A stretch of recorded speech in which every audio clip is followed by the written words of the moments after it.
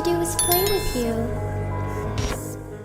Hi, Assalamualaikum semua orang. Kamran Hassim here. I hope you are in a good mood today because it's a good day to have a good day. So, another day, another creepy story. Kali ni lain sikit sebab cerita ni tentang dia dah memang ada masalah sakit mistik lah. Jadi, dia pergi berjumpa perawat, okay? Perawat, tak kisahlah ustaz ke apa kita nak gelar, tapi dia perawat. Beberapa orang dah cuba tapi kebanyakannya gagal. Dan malangnya perawat-perawat yang dia jumpa ni, bila gagal, diorang macam rasa kuasa diorang tu tak hebat sebab diorang tak berjaya memulihkan balik pemilik kisah ni, and diorang nak musnahkan dia dengan cara yang kejap lagi kita akan dengar. So, bunyi ni macam pelik sebab kamu tak pernah dengar ya perawat-perawat macam ni. So, diorang tak kisah kan. So, tanpa membuang masa, jom kita baca doa dulu. Mohon perlindungan dari Allah dari gangguan-gangguan syaitan. A'udzubillahi minasyaitonirrajim. Bismillahirrahmanirrahim. Rabbi a'udzubika min hamazati syayatin wa a'udzubika rabbi an yahdurun. Wahai Tuhanku, aku berlindung kepadamu daripada bisikan-bisikan syaitan, dan aku berlindung juga kepadamu wahai Tuhanku daripada kedatangan mereka kepadaku. Amin ya rabbal alamin. Sebelum kamu nak cerita, kamu nak pakai face mask dulu. Sajalah nak bagi tahu korang, ini face mask yang kamu pakai setiap hari sebab dalam ni ada 30 sheet. Okay, bukan review. Sebab sekarang ni muka kamu tengah kering, kamu buka aircon. Lepas tu tengah puasa-puasa ni.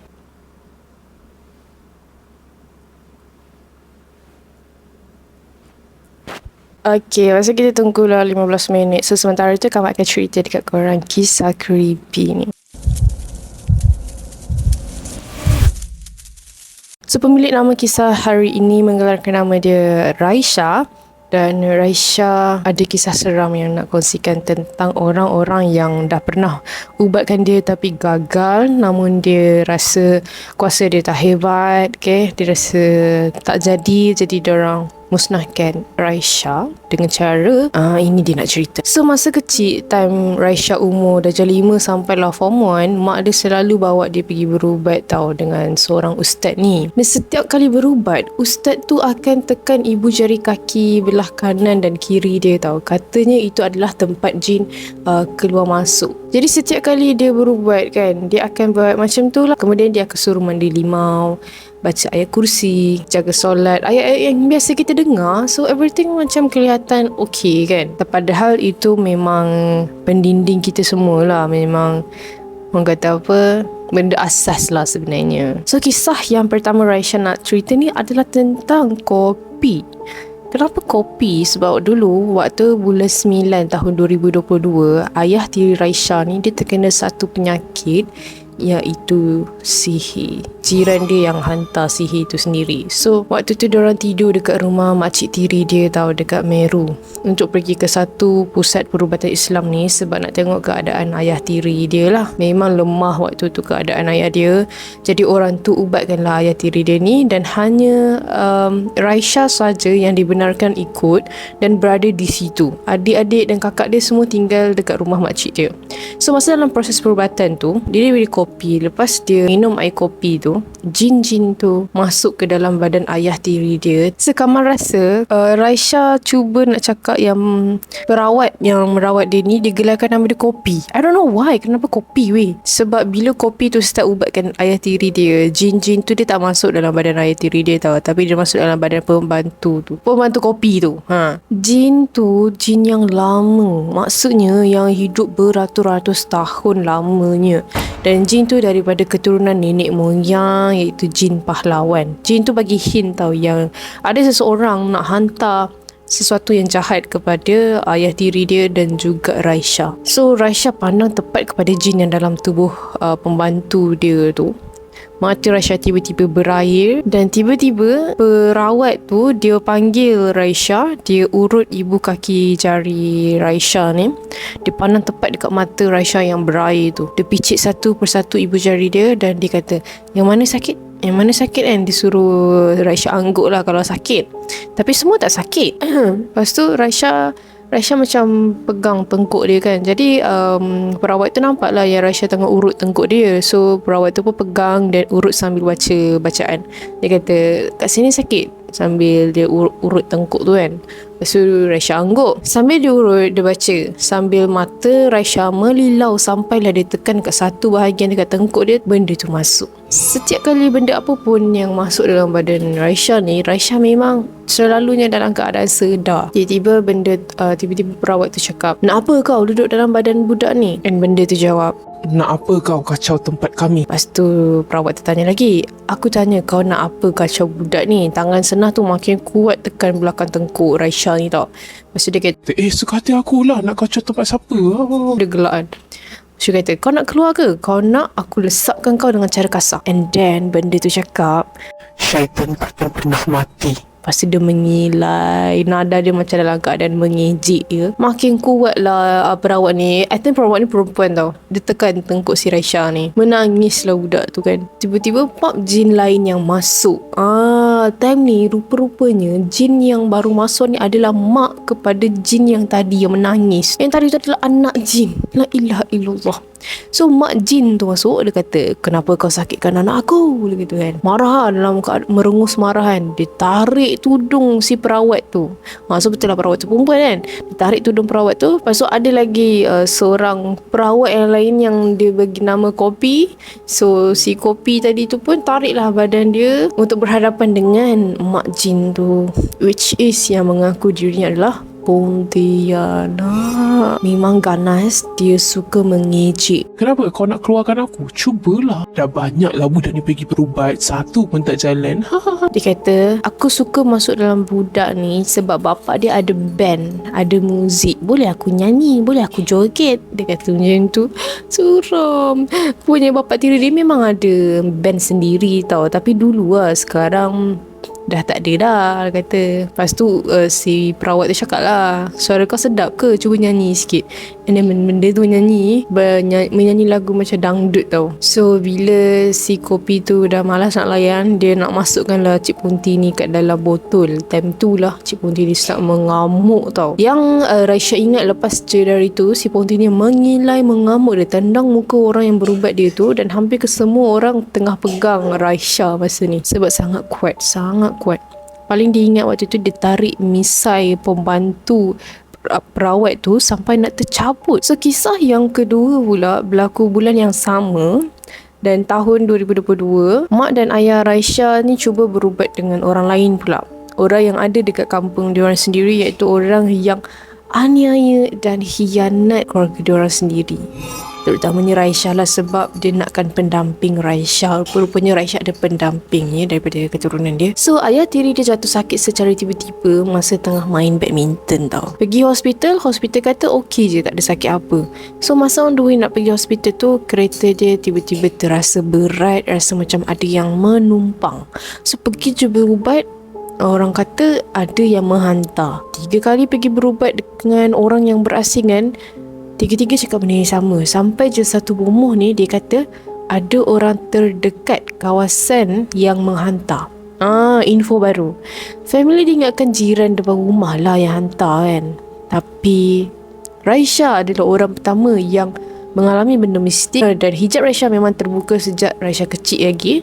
Dan Raisya boleh berkata dari hati ke hati dengan jin. Mungkinlah disebabkan keturunan pendamping tu kan. So Raisya jadi susah lah untuk tidur malam kadang-kadang. Lepas subuh baru boleh lena. Dan Raisya selalu terdengar bunyi tapak kaki dekat luar tingkap bilik dia. Macam orang berjalan. Kulu kili. Tapi kulu kili dekat area bilik dia je. Rumah Raisya dengan atuk tiri Raisya ni bersebelahan je. Tapi mustahil lah kalau atuk dia tu nak berjalan lalu lalang dekat bilik dia 3-4 pagi nak buat apa kan. So rumah Raisya ni memang selalu pasang alunan ayat Al-Quran. Memang setiap hari ulang ayat-ayat yang samalah, surah Al-Baqarah hingga surah An-Nas. So malam tu dia mainkan radio bacaan Al-Quran. Tapi sound dia tu kejap di slowkan, kejap kuatkan, sekejap slowkan. Banyak kali sebenarnya dia nampak bayang-bayang orang lalu tau, lalu-lalang dekat depan pintu bilik dia. Dan bayang tu menyerupai ayah tiri dia. Padahal masa tu ayah tiri dia tak ada kat rumah. pergi memancing kat batang kali. So dia perhatikan je. Tapi masa dia lalu tu hanya ada bayangan, tak ada bunyi tapak kaki. Bayangan dia tinggi dan hitam. Tiba-tiba dia dengar ada orang tengah memasak pula dekat dapur. Dengar orang ketuk pintu. Kadang-kadang terdengar bunyi azan dekat telinga. Padahal pukul 10 pagi, pukul yang macam bukan waktu azan. Ada satu malam tu dia pernah termimpi. Dalam mimpi dia tu ada beberapa makhluk. Mungkin Allah nak bagi petanda awal lah dekat Raisya ni kan. Pertama, makhluknya adalah orang minyak. Berbadan tinggi, kurus, badan dia hitam. Yang kedua, nenek kebayan. Nenek kebayan ni berbaju putih. Ni bukan nenek pendamping dia tau. Muka dia ganas, bertongkat, berkain batik. Dan muka dia sebiji macam satu nenek ni dekat kampung dia. Yang ketiga, hantu raya. Makhluk hantu raya dia pernah mimpi. Yang keempat, dia pernah mimpi ayah tiri dia sendiri. Dan kelima adalah mimpi bayangan putih. So dia mimpi diorang semua ni buat sesuatu kepada Raisya, tapi dia tak rasakan apa-apa kesakitan pun. Dia mimpi ayah tiri dia tu hantu raya lah, menyerupai ayah tiri dia. Dan orang minyak juga dia mimpi tengah pukul si Raisya ni dalam mimpi tu. So tersentak lah dia dalam mimpi tu. Dia bangun pukul 4 pagi. Dia tidur balik. Esoknya dia terus bagi tahu mak dia kan. So malam tu sebelum kejadian ni semua berlaku, rumah dia orang ni sebenarnya kerap lah diganggu dengan bunyi yang seakan-akan benda terhempas daripada bumbung. Orang memasak, pintu dapur dibuka dan bayangan yang serupa dengan mereka semua. So malam tu ibu dengan ayah Raisya nak pergi berubat sebab ayah dia cakap yang ayah dia tengah sakit sangat. Dan yes, masa ayah dia balik tu memang kelam kabut dengan kesakitan. Raisya memang nampak sendiri nenek tua mengelilingi ayah tiri dia sambil gelak ketawa. So Raisya perhatikan je kan, dan nenek tu pun pandang Raisya dengan mata dia yang tajam. Dia tersenyum sebelum dia menghilangkan diri. Rupanya Saka tu nakkan tuan baru. Nenek Raisya hadiahkan untuk ibu Raisya, tapi ibu Raisya dah tutup hijabnya, jadi dia tak boleh tau. Tak boleh. So dia hantar kepada ayah tiri Raisya. Lagilah tak boleh sebab ayah tiri Raisya bukan keturunan. Jadi dia hantarlah kepada Raisya. So dia hantar dekat ayah tiri dia tu, dia hantar untuk kacau. Sebabkan Saka dia tu jatuh pada Raisya, tapi Raisya ada pendamping bukan. So pendamping Raisya tu lah tak beri keizinan. Kejap kawan nak buka emas ni. Emas macam dah nak kering lah. So beberapa hari selepas tu, setiap hari lah dia memang 24 jam Al-Quran terpasang, alunan Al-Quran terpasang dalam rumah Raisya. Dan tak tahu macam mana, dengan secara orang kata apa, spontan lah kan, Raisya tercakap selamba je dekat ayat tiri dia, cuba tukar ayat ni jadi ayat lain. Setan tu pun dah bosan dengar kemain-banyak lagi di rumah ni. Oh my god. Dan malam tu si Ponti yang Raisya cerita tadi tu masuk balik dalam badan Raisya. Dan sebelum dia masuk, Raisya senyapkan diri, pandang lantai sebab Raisya dah tahu dah akan ada yang nak masuk dalam badan dia. Ayah tiri Raisya pun dah perasan dah. Dan dia tahu kalau Raisya macam tu, adalah tu yang nak ganggu tu. Air mata Raisya pun dah start mengalir. Setiap kali air mata dia mengalir, sebenarnya time tu fikiran dia mengelamun. Dia macam tahu akan ada sesuatu yang masuk dalam badan dia. Dan tiba-tiba atuk tiri Raisya masuk rumah dia orang dan ditegur. Kamu kenapa kakak? Lepas tu ayah tiri dia terus cakap dekat atuk dia kan, jangan tegur. Lepas cakap jangan tegur, teruslah Raisya ni mengamuk, menjerit, meracau macam orang gila, lari masuk ke bilik adik lelaki dia. Dan mak ayah dia cuba untuk ubat semula kan, tak jadi juga. Raisya keep kena rasuk kan. Diorang cuba untuk tarik Raisya keluar daripada bilik tu, pergi ke ruang tamu, cuba pujukkan. Last diorang tak dapat. Diorang call bomoh tau. Tu ada satu bomoh ni yang ubatkan ayah tiri Raisya tu. So sebelum sampai bomoh tu, Raisya duduk je dekat satu kerusi kat ruang tamu tu. Masuk je bomoh kat rumah tu, diubatkan punya senang. Si Ponti tu ikut je apa-apa bomoh tu cakap tau. Tapi Ponti tu pandai putar belik cerita. Kejap dia kata jiran hantar, kejap dia kata dia sesat.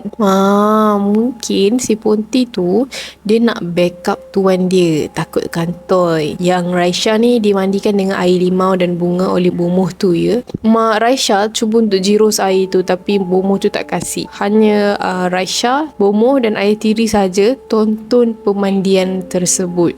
Dia jirus dari ibu jari kaki ke muka sambil baca bacaan, dan jirusan terakhir dia baling air tu ke badan dia, konon nak bagi setan tu keluar. Padahal bomoh tu yang setannya. Habis je ritual daripada bomoh tu, badan Raisya semakin panas.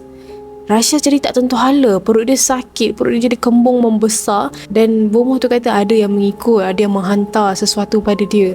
Dia pesan jangan tinggal solat, jangan baca itu, baca ini. Dia usap perut sambil bacakan sesuatu. Tapi Cik Ponti tu masa berubat dengan bomoh ni, Ponti tu langsung tak melawan.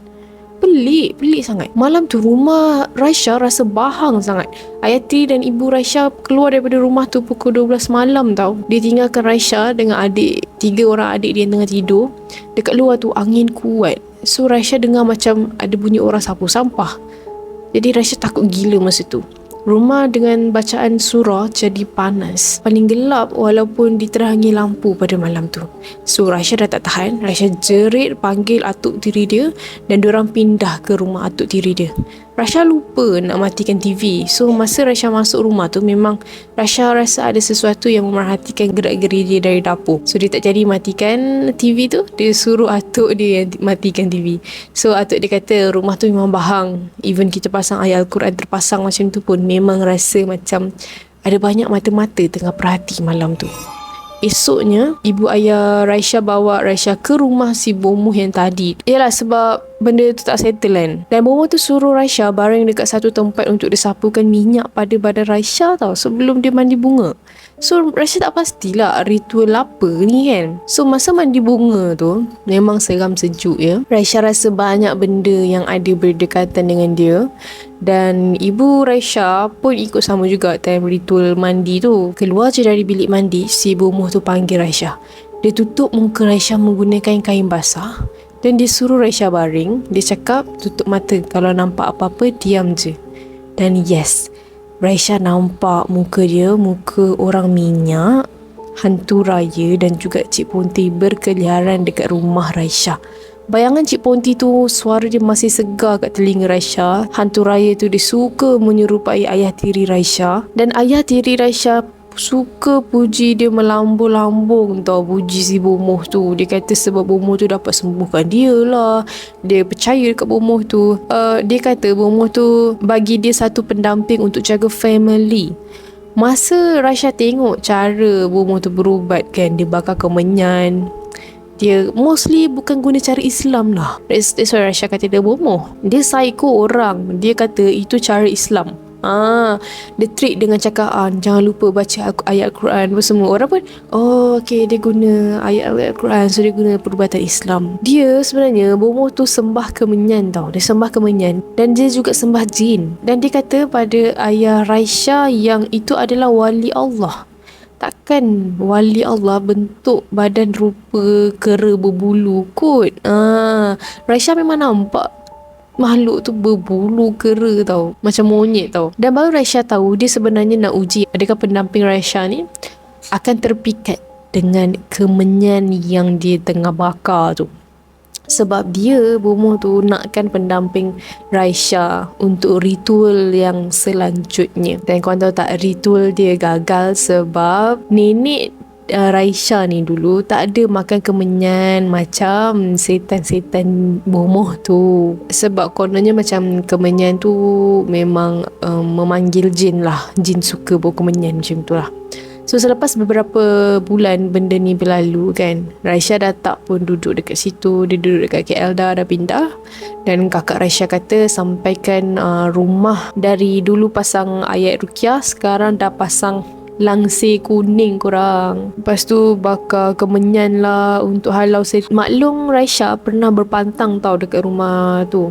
Selepas beberapa bulan benda ni berlalu, dia kata memang tak sedap bau kat dalam rumah tu, bau kemenyan tu lah. Anak selalu menangis waktu malam, ibarat ada yang mengacau. So dia ingat dengan bakar kemenyan akan halau setan, padahal akan memanggil setan. Memanggil jin lah. Sampai sekarang korang, bomoh tu masih tak puas hati dengan Raisya. Dia nakkan pendamping Raisya ni. Dan yang selalu hantar punti ataupun sihir dalam cerita dia sebelum-sebelum ni tu sebenarnya adalah bomoh tu. Sebab dia tak puas hati, dan agenda dia kantoi dekat tangan Raisya. Tapi itulah, ayah tiri Raisya pula percaya kan si bomoh tu punya syirik. Hai, semoga kita dijauhkanlah dengan perkara-perkara syirik dan khurafat, dan semoga ayah tiri dia sedar benda ni. Okay guys, Kak rasa tu saja video untuk hari ni. Thank you Raisya sebab sudi kongsi pengalaman ni, and Kak rasa memang banyak pengajaran daripada pengalaman ni supaya kita tak cepat terpedaya dengan mana-mana perawat yang sebenarnya syirik lah kat luar sana, yang gunakan benda-benda khurafat kan.